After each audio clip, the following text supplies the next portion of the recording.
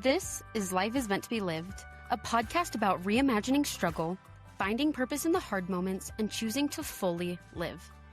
Inspired by chronic illness, but made for everyone who's ever faced something hard. Because no matter what you're facing, life is meant to be lived.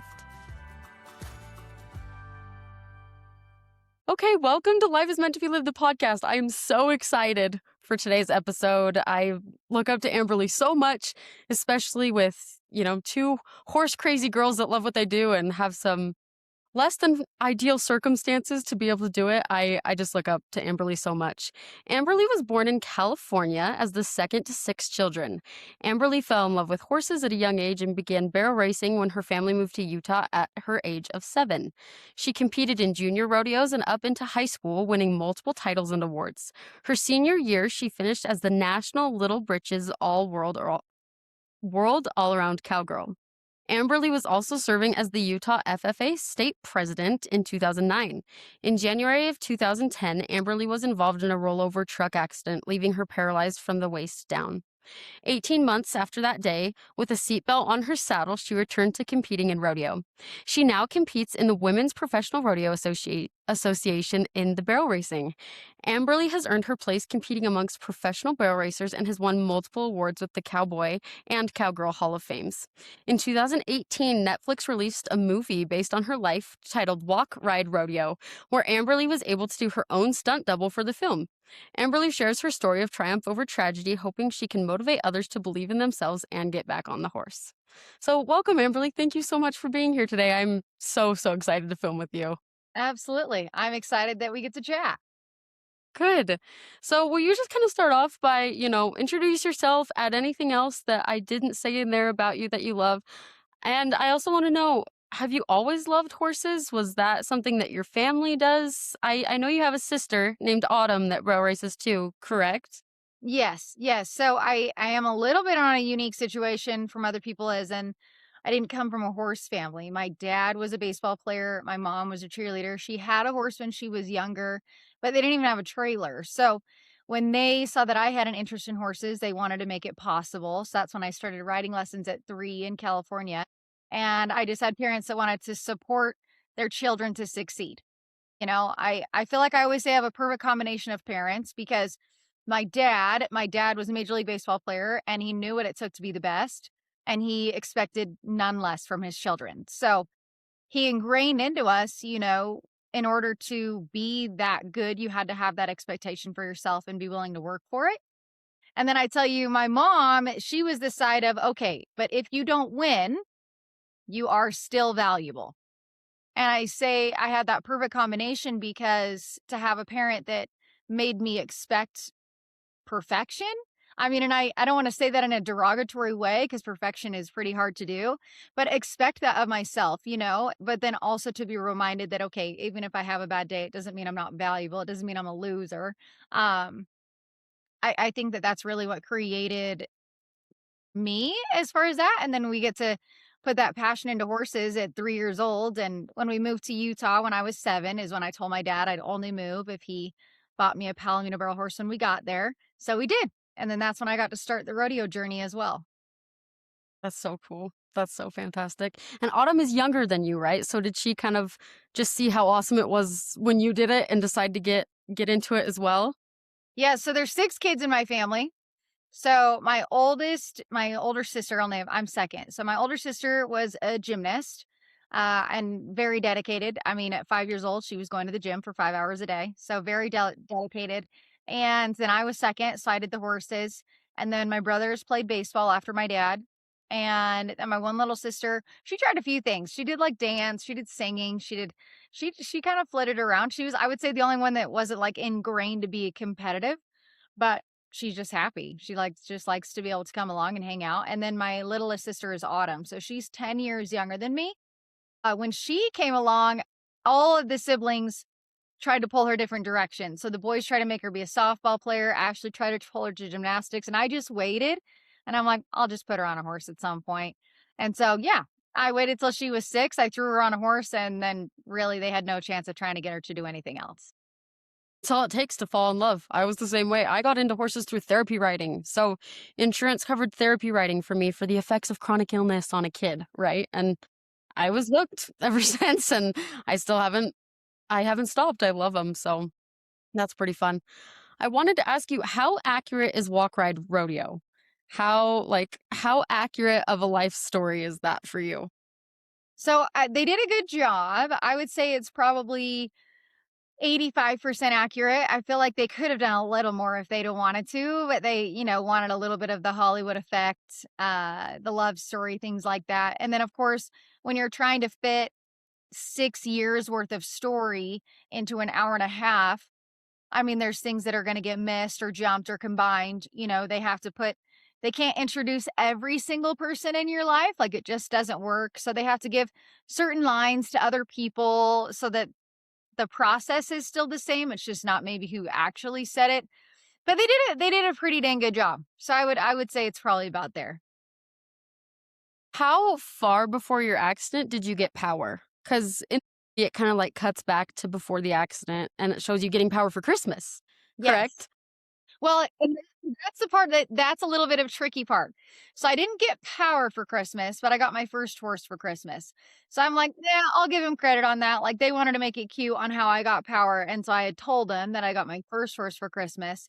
So they were like, well, we want you to get power for Christmas. I'm like, that's fine. Like, let's do that, right? Like that's cute. So I did get him when I was a sophomore in high school, and then I wrecked, the year after my graduation. So, I'd had him for, what, 3 years then, that I'd Right. had him and been training him and then running him. So a decent amount of time, but it definitely wasn't like a 10-year partnership, correct? Like it No, wasn't. no. Yeah. That's a pretty, especially for competition horses, and maybe you feel differently, but I feel like that's still a relatively new relationship. Maybe not new, but not necessarily like super developed. Well, and I got him as a 3-year-old, right? So, we had to finish breaking him first, right? We had to finish making him a decent horse and then put him on the pattern. And I actually wanted to quit on him. I call her my second mom. She's the one that taught me how to barrel race. I sent her to him for a minute and was like, I don't think this one's going to work. And so she took him and she was like, no, I think you'll kind of like this one. Like his attention span's just really short.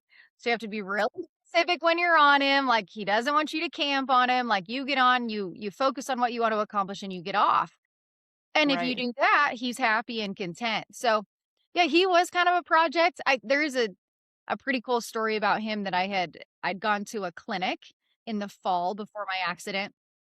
And I really couldn't even afford this clinic. Thank goodness my friend put it on and she let me make payments so that I could even go. And I get there, and the mentor, the coach, the clinician that was teaching it said, you should be able to do everything with your horse with your hands that you can do with your feet.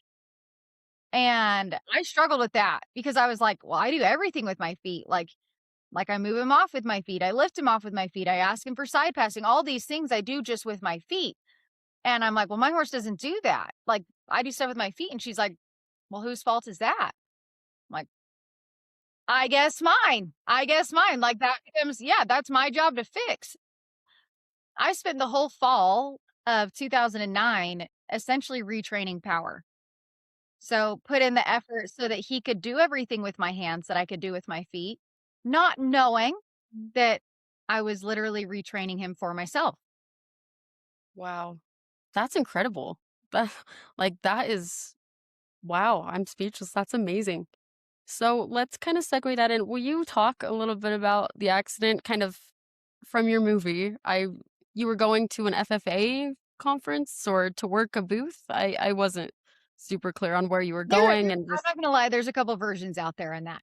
I was I was going to Denver, Colorado for the stock show, okay. which of course there is FFA there, but I was going to work. So I had looked up a job that I could go work in Denver and I could make enough money that I could buy my permit when I got home, and feel confident enough to start entering. So at the pro rodeos. So that was my plan is I was going there to work so that I could make that money so that I could like, get to start to enter pro stuff, which you have to buy your permit, right? And then you can start entering. And so that was my goal of going there was to have that job. And then I just didn't make it there. Right. Right. But what are some of the first things that you remember, like, thinking and feeling and, like, that's obviously such a hard switch, and my follow-up question to that is, in your movie, they show you talking to, like, a bull rider, um, down the hall. Was that real? Was that Hollywood? Because I loved that story. I Yes, thought it was yes. That part is real. I mean, I wasn't knocked out during my accident, so, I mean, they do a pretty dang good job of the fact that I that was was sitting on insane. the side of the road. That cop did come up. He told me, he was telling me my injuries and had said I had an abrasion on my head, and I really did look in his aviator glasses and was like, "Oh my gosh, yeah, you're right, I really do." Um, I didn't scream quite like they had when that 'cause Right. in the movie, it makes it look like it's their fault that I screamed when they moved me, so that wasn't quite right. I had a couple Mhm. people be mad about that, and they were like, "What were they thinking?" And I'm like, "That wasn't really what they did." I'd hit the fence post across my stomach, not my back. So Uh, what they did is it's when they did not move me. When they slid the backboard down in order to put me on the backboard to then load me, when it hit that spot on my back, it hurt. Again, I didn't like deathly scream or anything, but obviously that does look better if right, it's right. a lot. So that's really what happened as far as the accident. And then in the hospital, yes, the bull rider was real. His name is Talon in real life, and he wrecked 5 days before me. So he wrecked on January 5th. And we I knew his name. He was in a car accident too, right? For people Yes. that haven't seen the movie, in the movie, it shows Amberly when she's at rehab, and you were farther along in rehab in the movie. I'm not sure if that was accurate, if he wrecked before you. Well, it was because his injuries were worse. Okay. Anyway, as you know, you go through rehab for a minute. That's what the movie shows. And then there's a patient a couple doors down just being real difficult to the nurse, and nobody can get through to this patient. Very, you know, he'd also broken his back. He was also going to be paralyzed. And we find out that he's a bull rider in this movie. And anyway, Amberly's able to go in and, like, get through to him and make him start going to his exercises and things like that because she just had a completely unique and similar perspective on it, and so she was able to kinda get through to him, and that just touched my heart. So anyway, sorry, that's the backstory for people that haven't seen the movie, and then keep going. I wanna hear your perspective on kind of that whole experience. Yeah, so Talon, he'd wrecked 5 days before me. We had a high school rodeo together. We were not really in the same circles, but I knew who he was. And I totally remember when I was driving to Logan, because I had to go to Logan for an FFA event before I could go over to Denver. And I passed by the hospital that I knew he was at. And I remember clear as day thinking in my head, so this would have been on January 9th or 8th. Yeah, 8th, 9th, yeah, 8th. So only 3 days after, right? And 3 days before mine. And I remember thinking, "Oh my gosh, I can't even imagine, like, he just got in this accident and now he's paralyzed and now he has to figure out what he's gonna do for the rest of his life." And it was that short of a thought. It didn't overthink any, but it was just that short of a thought of like, "Oh my gosh, what a challenge he's now going to have to face." And his injuries were a little more extensive. He had some internal damage. He had, some head damage, and so that was why I ended up in therapy before him. So then, of course, then I wrecked 3 days later and I'm like, "Okay, well, now here I am in it," right? It was crazy how that brief second of a thought all of a sudden became my reality too.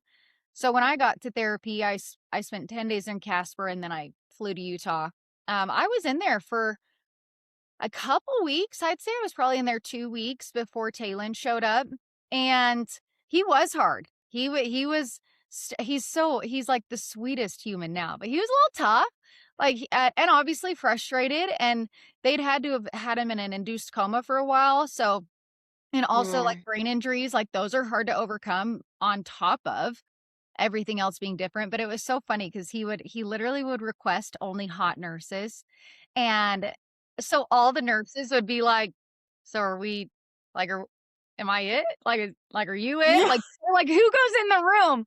Like, I was dying when they came and told me that, like, because obviously I got to meet all the nurses that were there at one point or another, and they were telling me that, and I was dying, and they were like, "We don't know if that was us, so we just would, like, go in and see how he'd react." and then and then we'd go from there. But he is one of the greatest humans. He really is. Obviously his injury was complete. Mine was incomplete. His was complete though. And yeah, he lives in Delta, and yeah, he's doing the best he can with what he has as well. Yeah, that's awesome. I thought that story in the movie was really cool, right? Because it's true. Like there are only specific people that can get to others, and it doesn't. I'm not sure if you ever experienced this, but I've experienced this a couple times when people will tell me like it's gonna be okay, and I'm like, you don't even understand what's happening. Like, how do you say that to me? You know, and you did. So I think that story is really really cool. And I think people do say that, right? People do say that to us. Like, "You're gonna be fine, you're gonna be fine," and I'm like, "You're not the person that gets to say that." Like, yeah, I don't know. And I think people don't know what else to say, right? And I think that they mean well, but I don't know about you, but I feel like people are like so polar opposites. You're gonna have the people that are like, your life is gonna be so hard. Like, it's just gonna kind of suck. This is where you're at. Sorry. And then you have it's gonna be fine. It's gonna be fine. Everything's gonna be fine. And I'm like, goodness gracious, kind of whiplashy on like, so really Yeah. horrible, or you're gonna be just fine. And I'm like, no, it's really kind of in the mix there. Like, depends on the day. Yeah, 99.9% of the time, the people saying it have no idea, like, what you're truly going through, right? And so, it almost is even more of, like, a knife in the wound when they're like, "You'll be fine." It's like, "Well, how do you know?" And then Yeah. on the other aspect, when they're like, "Yeah, it's gonna be so hard." You're like, "Yeah, well, I'm gonna show you that I can do anything else anyway." Like, don't treat me like that either. That's kinda how I've felt, at least when people say things like that to me. Another part of the movie that really touched my heart that I really liked is your I don't know if you just had one physical therapist or who was kind of working with you in rehab, but he really emphasized having like a goal in mind. And that's when you say your iconic line, walk ride rodeo. That's the goal, walk ride rodeo. How like looking back, how did that goal, I guess, did it evolve? Did it change as things happen? And how did it kind of help you? Did it help you? Did it give you something to look forward to? Like, what did you feel about that? Yeah, so they changed it just a little. Like I said, they had to give lines to different people. So originally that was my nurse walked into my room the very first day, and she said, "We need to set some goals." And then that's what I responded. I said, "Easy. Walk, ride, rodeo." Little did I know how those 3 words were going to shape my entire life, but they Right. have, right? I mean, it's I would not have expected that when those words came out of my mouth. But my therapist, so that was actually to my nurse, but my therapist, I had 2 main therapists. I had an inpatient therapist and an outpatient therapist, and they were phenomenal. Like, they really were, and they learned very quickly that, which I look back and I'm like, "Man," I'm like, "You were kinda stubborn about this." But everything that they wanted me to do, I'd say, "You do it first." Like, you do it first. If you want me to do that, you do it first. And so, like, if they showed me how to do a transfer, or they showed me how to wheelie, or they showed me how to go down a curve, or anything, I'd say, you do it first. Hmm. That I couldn't even tell you why I was like that. I mean, I don't know. Obviously, just some stubborn part of me was like, if I'm gonna do it, you get to do it too. Yeah. But I did, and I would. I mean, my obviously then my therapist learned my personality a little bit, because the very first day that we were supposed to wheelie, that we're like, okay, he's like, all right, today we're gonna learn how to wheelie, because that's something you're gonna have to do a lot when you're in a chair. And he said, but don't worry if it takes you a little bit longer, because boys are usually better at it than girls. And I'm like, okay, well, if that's what we say, right, I'm gonna wheelie now. Like, now's the time. But he laughed, because he's like, "I knew if I said that, it was gonna just light the fire, that you were gonna figure it out right in that moment, not in a day Right. from now."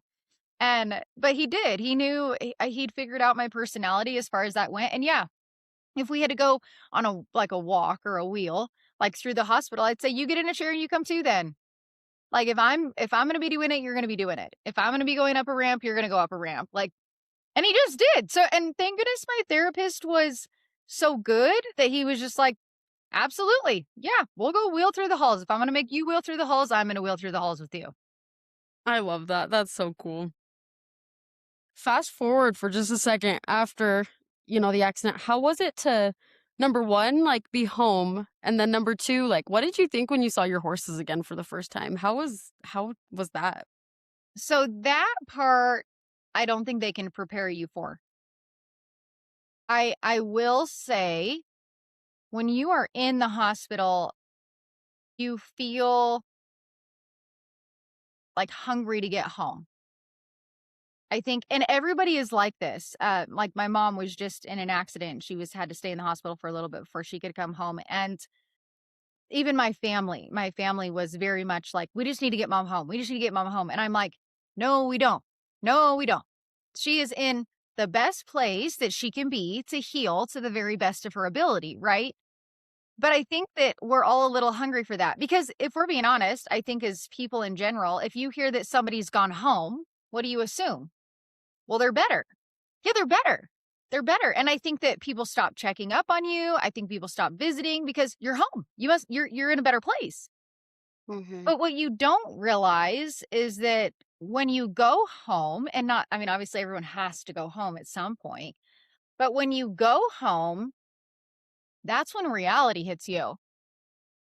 Because the second you enter home, you realize I'm not doing anything that I was. Like, all of a sudden, it's like, well, the last time I was here, I was walking. Well, the last time I was here, I was walking. Well, the last time I was here, I could go ride by myself. Well, the last time I was here, I could even get on a horse, and then all of a sudden it's like, oh, and the last time I was here, I could reach this. And now I can't reach this. And now I can't carry this. And now, it's like, and then all of a sudden you are just getting hit from every side of new reality, new reality, new reality. And that's hard. Like, that is when I tell you, I think you live in a little bit of a bubble at the hospital, and I think I did some of this to myself. I kind of brainwashed myself that if I could get back on my horse, it would magically fix me. As a girl who believes in fairy tales and miracles and everything of this sort, I had and it sounds so silly when I say it, and I know that, but I mean, I'm not going to not admit No, that it that's how doesn't. I felt, but I just thought, "Get me back on a horse. Get me back on a horse," and that's not gonna change. I know everything else has. I know the reality of what my legs are doing, what my body is doing. Put me on a horse. And the first time I got on, that day was harder for me than the day they told me I wouldn't walk again. Really? Because I had built up this hope that it was gonna be magic. And it was like, if I get back on that horse, my legs will work there. Like, even if they don't work, I know it's the craziest thing. I know it sounds so So ridiculous and it's like far fetched, but it was, I don't know. It's like what I had convinced myself of that couldn't change. How could that change? And then I get back on, and of course it's different. Like, of right. course it's not what it was. And I was devastated for that. You went through a period where you didn't ride for a minute, right? I did. I went through 9 months. So I got all the pieces put back on my saddle first, and then yeah, and then I ended up getting so frustrated that it wasn't the same that I took 9 months off trying to find something I could love as much as them. It didn't work. And but what I think I needed in that time frame, like I wish it wasn't so long, but honestly, part of the reason it was is because winters in Utah are just long, I think. Yeah, they're hard. And so I just what I liked about it though is it allowed me to face the challenge first of being in a chair and kind of adapt who I was there and not have to face the horse part yet, right? I had to kind of feel like I could still be me and I could still do different things and I could still have independence even though I'm in a chair. And then that shift really helped me because then when I got back on a horse, I realized, okay, it's the appreciation, right? So that love didn't change. And that I think I was able to do because I took that time off. Right. So what brought you back to it after that time off then? You had a 9-month break from kind of the horses. What brought you back to it? So True, they actually did a good job on that in the movie too. It really was a reporter that called. I had a Really? reporter ca Yes, I had a reporter call. They had done a story on me. Her name's Lana, actually. She had done a story on me right after the accident. So, Mhm. the story where, like, my therapist has his hand on my butt, that Yeah. was the picture that was the front page of the picture that was on the first news article. So that's actually what we gave him crap for, 'cause, like, we got that picture and we're like, "Where is your hand?" But and Yeah. His name was Dario. But anyway, so I really was. I was at school and a reporter called me and was like, "Hey, we wanna do, like, a follow-up. What's going on? How you doing? Where you at?" And I was like, "Oh, well, it's just been winter, so my horses are turned out." I didn't want to admit anybody that I just didn't know if I was even gonna ride anymore. And so Right. she's like, "Well, can we meet you at your house and get some footage of you back on and riding?" And I'm like, of course you can. Yeah, absolutely. Let's do it." So that really was how I ended up getting back on. And how was Power once you got back on? Could he like horses are very intuitive. I have a horse that she will literally come to a dead stop and won't move if I'm about to pass out off the top of her. Now I have others that would not do that and would run away with me. It's very it's very dependent on the horse, right? But like how was he with this transition back into it? I think that, and I'm sure you could say the same thing. I If you ask my horses if my legs don't work, it's not a secret. They know. And just as you say, some horses take advantage of it and will do different things because I don't have that. And then the good ones don't, right? The good ones, I think, recognize that situation and then they step up in spite of it. And he was like that. I think that he realized that I was this precious cargo and he wanted to do what he needed to take care of me. He's always been a horse he has to have friends. He's a buddy horse. Like that is him. He does not like to be alone. But when I get on his back, and he's still like this, when I get on his back, he's fine. He doesn't need a friend anymore. It's when I'm on his back, he's like, "I'm good. I'm good. This is my girl. We're fine." The second I get back off, oh yeah, he's crying for a friend. He's like, "Where's my friends? I need somebody here." But if I'm on his back, he's content. So cool. You are his friend. Yes. Yes. Yeah. That's so cool. Well, we're kind of getting close to the end of time. So I guess my last question I really would like to ask you is what do you think the biggest like blessing out of the whole situation has been? What's been the biggest change for your life that's been for the better? Ugh, good question. You know what? I don't want to like cry about it, but I used to, when I tell my speeches, I would say 2009 was the best year of my life. And I would talk about what I did, right? Like right before my accident. And that's what I would share. And then I would tell you in the last, I mean, even year or two, that no, that wasn't the best year of my life. Like I've had so many amazing parts of my life since my accident that, yeah, I don't think that was the best year I ever had. I mean, I still think there's probably greater years even ahead. And I feel very blessed to get to do that. If you could have told me when I was in my accident, hang in there because, I mean, I'm 16 years out, but if you'd have said, in 16 years from now, you're going to have a job that you love, you're going to have a husband, you're going to have horses that you love, you're going to have this house that you've been able to buy, by yourself, and all of these things put together, I would have been like, "No way. No way. You just told me I'm in a wheelchair. I can't. How am I going to have all that?" But I look back now and I think, gosh, I was already raised to be a person who didn't give up. I was already raised to be a person who moved forward. And I'm very grateful that because of that, here we are. So I think, I don't know, I guess the biggest lesson would be, I don't even know, be grateful. Be grateful. Never lose hope. There's that. I feel like hope is the only thing people can't change. That is your hope is completely up to you. And I think I tell people, have you seen the movie Inside Out? Yes. Yeah. So Joy is real in my head. She is so real. And sometimes I tell her to not yell so loud because I'm like, no, I want to give this thing up. No, I'm gonna be angry today, or no, she is so loud. She is it doesn't matter how mad I am, or even if what's coming out of my mouth is, I'm not doing that anymore, or this is not fun, or I'm quitting, or she's always like, no, you're not. You still love this. Come back, try again. And she's so loud. And I'm like, I appreciate her that there's always been that. Was Joy that loud in your head before your accident? No. Yeah, no, definitely not. No, definitely not. She has grown a bigger voice as time has gone on. Wow. That's so cool.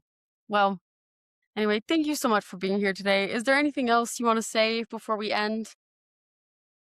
Man, I think that for anyone listening, thanks for listening. Always have to thank those who were willing to hang out with us for a little while. And I would say, if there's anybody out there right now that feels like life is heavy and it's not fair and it's not going the way that you planned, that it's okay to be sad for a minute. It's okay to feel those emotions. I think sometimes our world tries to make us guilty for having a bad day. You're allowed to have a bad day. I still have bad days. So don't feel guilty for a bad day. But when I get upset, I remind myself someone is praying for what I have. And turns out it makes it just a little bit lighter. And if you can have the light, that can just carry you from one day to the next until it just gets a little bit easier along the way. Love that. Someone is praying for what you have. I'm going to have to write that down. That's pretty cool. Well, thank you so much for being here today. I know your schedule is crazy busy, so I super appreciate you being here today. And, as I think we learned from Amberley today, life truly is meant to be lived, and you do a great job of doing that. So thank you again for being here. Absolutely. Thanks for being here and for listening to Life is Meant to be Lived. If you enjoyed this episode, be sure to subscribe and share it with someone you love. Until next time, keep reimagining struggle, keep choosing hope, and remember, no matter what you're facing, life is meant to be lived.